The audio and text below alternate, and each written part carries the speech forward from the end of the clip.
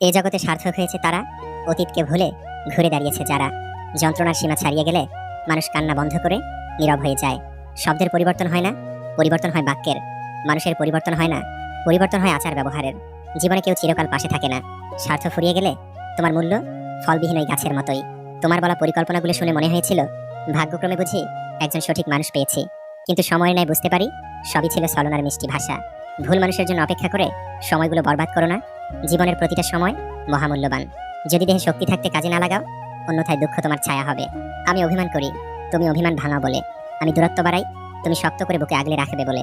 গোপনীয়তা আর মিথ্যা সম্পর্ক নষ্ট করে। তুমি যতই যত্নশীল হও না কেন, ধরা পড়বেই। যা অন্ধকারে ঘটে তা আলোতে আসবেই। আগুন লাগিয়ে দেওয়া জঙ্গলটা ফুঁপিয়ে ফুঁপিয়ে কাঁদছিল, কারণ আগুন লাগানো দিয়াশলাই কাঠটা তারই কোনো এক গাছের অংশ।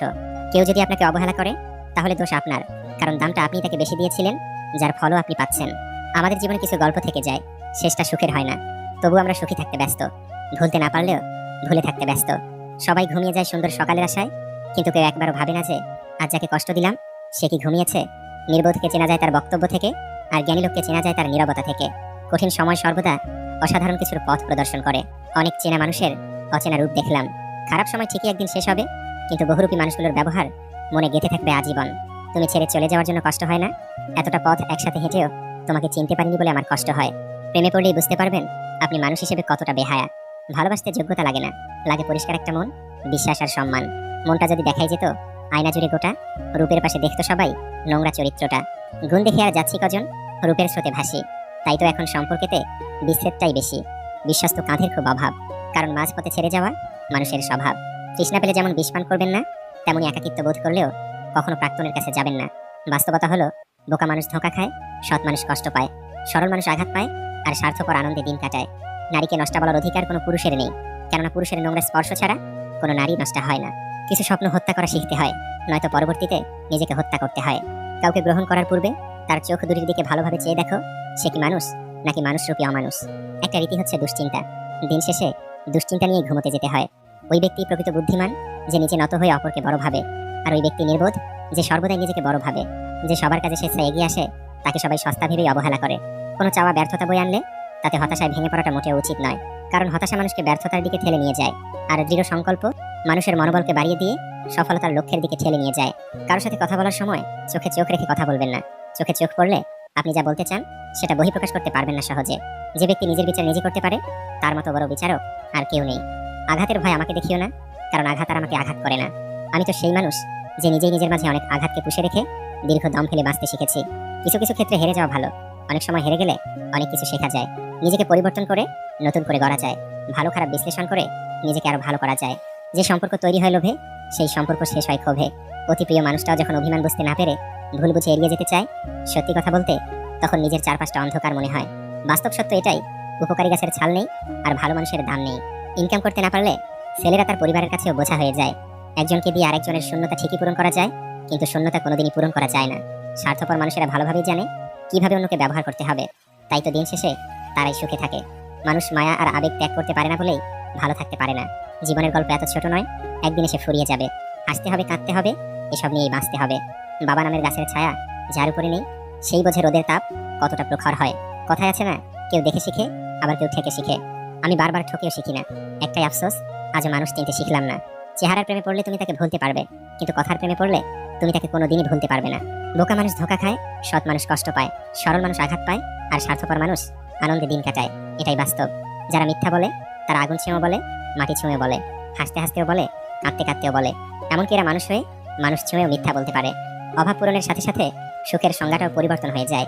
কারো রাত কাটে পুরনো স্মৃতিতে, কারো কাটে নতুন মানুষের সাথে, আর কারো চোখের জলে। ভালোবাসা কোনোদিন ফুরায় না, যেটা ফুরায় সেটা হলো প্রয়োজন। কিছু ভুলের জন্য সারা জীবন পস্তালেও সে ভুল আর শোধরানো সম্ভব হয় না।